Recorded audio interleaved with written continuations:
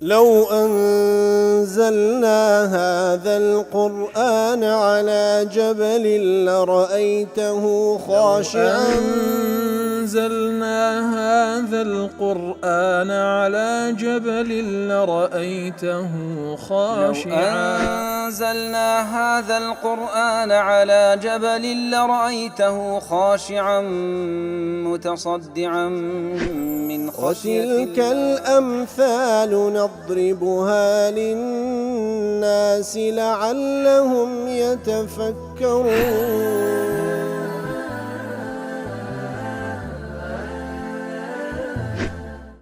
الحمد لله والصلاة والسلام على رسول الله وعلى آله وصحبه ومن والاه.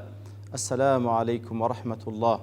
ورزان خوش حارم لواني حفصة الشاست السيه لواني كان تفسير قرآن بيروز بهم وخزمتان ومن بس رزامندي رب العالمين وهي ودان اوي ازي السودي لور بقرن. أعوذ بالله من الشيطان الرجيم. بسم الله الرحمن الرحيم. والبلد الطيب يخرج نباته بإذن ربه والذي خبث لا يخرج إلا نكدا كذلك نصرف الآيات لقوم يشكرون. ولا خوش وسام كلواني رابط الخزمة دوات بيروزا دابون رب العالمين دفرمي أو بارت خاكا ياخذ أو زويي كوابا بيتا وتساكا وباكا يتر نبات بربوميك بإذن پروردگار نبات بربوميك بسود لي دروي وبيشكش دكا بەڵام ئەو پارچە زەویەی کەوا خەبوثە واتە بێخێرە پارچە زەویە چی بە پیت نییە چی لێ دەردەچی لا یەخڕوج ئیلا نەکیدا شتێکی زۆر بێسوود و بێنەفعی لێ پەیدا دەبی و لێ ئیجاد دەبی ئابە و شێوەیە نوسەڕیف الئایات واتە تەنویعی دەکەین بە ئەنواعی شێوازەکانی باسی دەکەین لقەومی یەشکوڕون چێ سوودی لێ وەردەگری ئەو کەسانەی کەوا شوکرانە بژێری دەکەن. یەکتر لە کۆتایی بابڕین لە کۆتایی وانەی ڕابردوو ئەو حەدیثەی پێغەمبەرمان باس کرد صلی الله عليه وسلم کە بوخاری مسلم ڕوایەتی کردە ڕوایەتیان کردی ئەبی موسى ئەشعری دەجێڕتەوە کەوا پێغەمبەر صلی الله عليه وسلم دەفەرمێ مثل ما بعثني الله به من الهدى والعلم كمثل غيث أصاب أرضا فكان منها طائفة طيبة قبلت الماء فأنبتت الكلأ والعشب الكثير وكان منها أجادب أمسكت الماء فنفع الله بها الناس فشربوا منها وسقوا وزرعوا وأصاب منها طائفة أخرى إنما هي قيعان لا تمسك ماء ولا تنبت كلأ فذلك مثل ما منفقها في دين الله ونفعه ما بعثني الله به فعلم وعلم ومثل من لم يرفع بذلك رأسا ولم يقبل هدى الله الذي أرسلت به. إتر أو حديث تمام باسكر شرح كي وكو إمام قرطبي دلي ضرب النبي صلى الله عليه وسلم لما جاء به من الدين مثلا بالغيث العام كواتا بيان صلى الله عليه وسلم أو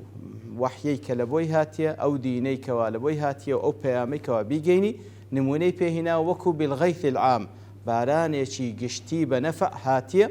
الذي يأتي في حال حاجتهم إليه. غيث دائما أو بارانه كوزور بنفع ولكاتك ديك وخلشي زور بيوستي بيه. ثم شبه السامعين له بالأرض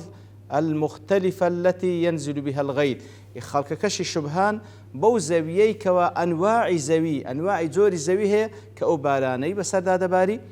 فمنهم العالم العامل المعلم يتر خلقك هي هم بخوي عالمة هم كار بعلم كيدك هم معلميشا خلشيش فيردك فهو بمنزلة الأرض الطيبة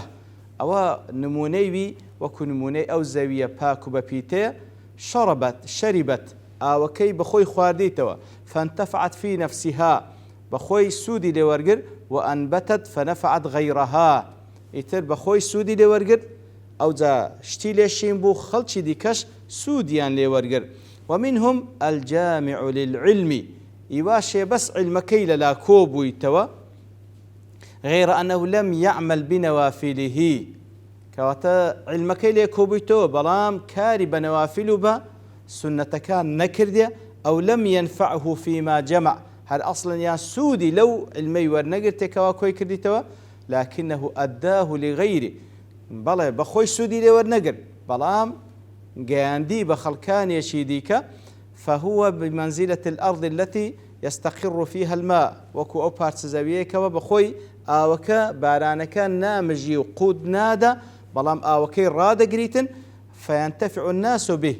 ئیتر خەڵکی دێ سوودی لێ وەردەگری وەکو پێغەمبەر صلی الله علیه و سلم دەفەرمی نظر الله امرئا سمع مقالتي فأداها كما سمعها خوای گەورە ڕووی ئەو کەسە ڕۆشن کا و ڕووی ڕووناکاتەوە ئەو کەسێکەوە گوێی لە فەرموودەی من بوو ئیتر گەیاندی وەکو ئەوی کەوا گوێی لێ بوو ئەوجۆکە لە تەمامی حەدیثەکەدا دەفەرمی لەوانەیە ئەو کەسێکەوە پێی دەگەینی ئەو زیاتر سوودی لێوەردەگری لەو کەسێکەوە ناقیلە ومنهم من يسمع العلم ئیواش هەیە لە خەڵکی گوێی لە عیلم دەبی فلا يحفظه ولا يعمل به ولا ينقله لغيره ئیواش هەیە کاتێکەوە گوێی لەو عیلمە دەبی نە بەخۆی لەبەری دەکا نەکاری پێ دەکا نە نەقلیشی دەکا لەو کەسێکی دیکە فهو بمنزلة الأرض السبخة أو الملساء كواتا أو زەویەکی بێپیتە زەویەکی لووس التي لا تقبلنا نأوي رادة قريت نبغى خلص سودي لورجري نبغى خوشي دي خواتوا كوا سودي لوربجري بلى إتر كذلك نصرف الآيات أبوشي والتصريف آت كان أي نبين وجوه الحجج ونرددها ونكررها إتر بوشي وتنويعي دكين بأنواع الشيء ودوباري دكين هرزاري بشيويك تاوكو خلق سودي لوربجري لقوم يشكرون لبكسانك وشكران بجيرك يعني كما ضربنا هذا المثل كذلك نبين الآيات الدالة على التوحيد والإيمان هل وكأن من إيمان كهنا وخواهي قد فرمي أبو شواء أنواع آتكان دينو بأنواع الشواز كواهموي بلغن لسر وحدانية خواهي قولو لسر إيمان هنان بو حقي آتا بعد آية وحجة بعد حجة آيات لدواء آيات حجة لدواء حجة لقوم يشكرون الله تعالى لبكسانك شكران بجيري خوادك سبحانه وتعالى على إنعامه عليهم بالهداية أو كسان قدر دزان كوا حسب نعمتي خوادك بويكوا هداية يعني هداية وأن جنبهم سبيل الضلالة حسب ويدك كوات لسناز نعمتك دجين كاتك وأخواي قبرة لقمراي أواني باراستيا وإنما خص الشاكرين بالذكر لبرتي خواي يرتنها باسي الشاكرين كذا لأنهم هم الذين انتفعوا بسماع القرآن راستي شاكروا شكران بجيركان أوانا كوا أوانا سوديان لبيستني قرآن ورقرتيا أولا قاسمي لتفسير سعدي شر كذلك نصرف الآيات لقوم يشكرون أي ننوعها ونبينها ونضرب فيها الأمثال بلد أنواع الشيء باز دكين بياني دكين وأنواع نموني لو دينوا لبوتشي ونسوقها لقوم يشكرون الله ديهنين ولو كسانك سودي ورقن كوا شكران بجيري دكن لبو خوا سبحانه وتعالى بتي بالاعتراف بنعمه كوا دان باعتراف دكن بان نعمة كان خواي قورا وصرفها في مرضات الله كوا تبدل اعتراف بيدكن بزمان إقراري بيدكن وهروها أو نعمتان خواي قورا الصرف دكن ولا بيناوي رازبون إخوة فهم الذين ينتفعون كوا تشكران بجير أو كسي كوا بدل اعتراف بك بزمان إقرار بك وأروها أو نعمتش بكار دينتوا لو جيجاي كوا دبتماي رزامن ديخوا يتر دفرمي أوانا ينتفعون بما فصل الله في كتابه من الأحكام والمطالب الإلهية كوات أو شكران بجيران أوانا شكران بجيري لكن أوانا سود وردقرن لكتاب خواي قولا لو أحكامان كتيدا لو داوا كارياني خواي قول سبحانه وتعالى بندكاني لأنهم يرونها من أكبر النعم الواصلة إليه من ربهم لبرو براستي أوان أو وحيا بقورترين نعمة دزان كواللان پروردگارو قيشتي أوان فيتلقونها مفتقرين إليها وريد أقرن بشوك وزور محتاجا لبوي فرحين بها ضليان في خوشة فيبتدرونها ويتأملونها فيتدبرونها ويتأملونها يتباشوا وريد أقرن ضليان في خوشة تدبري دكن تيدا فكرا فيبين لهم من معانيها بحسب استعدادهم يتر لقدر استعدادي قلبيا سن مستعدة لبورقتني أو فيضة إلهية أو هندا ما كان لو بديار دكوي لقدر استعدادي قلبيا وهذا مثال للقلوب حين ينزل عليها الوحي يتدف أوج بها ما شو مثال نمونيك لبو أو دڵانەی کەوا وحی بەسەر دادەبەزی ئەو وحی کەوا هو مادة الحياة كوا بفعلي مادەی ژیان لەو وحیەدا كما أن الغيث مادة الحياة هەروەکو ئەو بارانە بە پیتەی کەوا دەباری ئەو بارانە پڕ خێر و بەرکەتێک کە دەباری مادەی ژیانە لە بۆ ئەو زەویە فإن القلوب الطيبة حين يجيئها الوحي كاتكوا أو دڵە پاک بوو ئەو وحیەی کەوا پێی گەیشت تقبله وتعلمه وتنبت بحسب طيب أصلها وحسن عنصرها ئیتر وەری دەگری قبولی دەکا شتی لێشین دەبی ئیمان و هیدایەت و عیباداتی قەلبی و ظاهری لێ پەیدا دەبیتن وهروها خەڵکی دیکەش ئیسفادەی لێ دەکەن وأما القلوب الخبيثة بەڵام ئەو دڵانی کەوا لە ئەسڵەوە پیسن التي لا خير فيها أو دڵانی کەوا لە ئەسڵەوە بخۆی خێری پێوە نییە فإذا جاء الوحي كاتكوا وحي بيدقا لم يجد محلا قابلا لو حالتي أو دلا جيجاك نيكوا أو وحي قبول بي بل يجدها غافلة معرضة أو معارضة بل كديبيني أو دلا كاتكوا وحي بيدقين دري وحي لسر عرض ذكري أو دلا بي آقايا بشتي تيكرديا يعني معارضة أصلا اعتراض لذكري فيكون كالمطر الذي يمر على السباخ والرمال والصخور فلا يؤثر فيها شيء وكو وايلدي وكو أويكوا بارانك بسر زاوية صخري دا بباري بسر زاوية كوا يعني رمالة يعني هموي ليمة يعني هموي صخرية وبردية زاوية بخير كاتكوا باران بسر دا باري هيتش ليشي النابي أو دلانش وكو نموني أو زاوياني هيتش ليشي النابي كخير بيونيا أو زال دواء وأخوائي قول سبحانه وتعالى باسي پیغمبران مالو دەکا عليه الصلاة والسلام چەند پێغەمبەرێک لە نوح دەست پێ دەکا عليه الصلاة والسلام باس چەند پێغەمبەرێک مالو دەکا پاشان دێتە سەر باسی موسى عليه الصلاة والسلام وەکو لە تفسير قاسمی دەڵێ يعلم أن الله تعالى بزانێک کاتێکەوە رب العالمين لما ذكر في أول السورة قصة آدم کاتێکەوە خوای گەورە لە سەرەتای سورة الأعراف باسی ئادەمی کرد وما اتصل بها من آثار قدرته وغرائب صنعته ولدواي أوش كاتك وأخواي قرباسي دواتان كرك آثار شنواري قدرته دا صلاتي خواي قورا نشان من دا كهموي بلغن لسر توحيدي خواي قورا وربوبيتي خواي قورا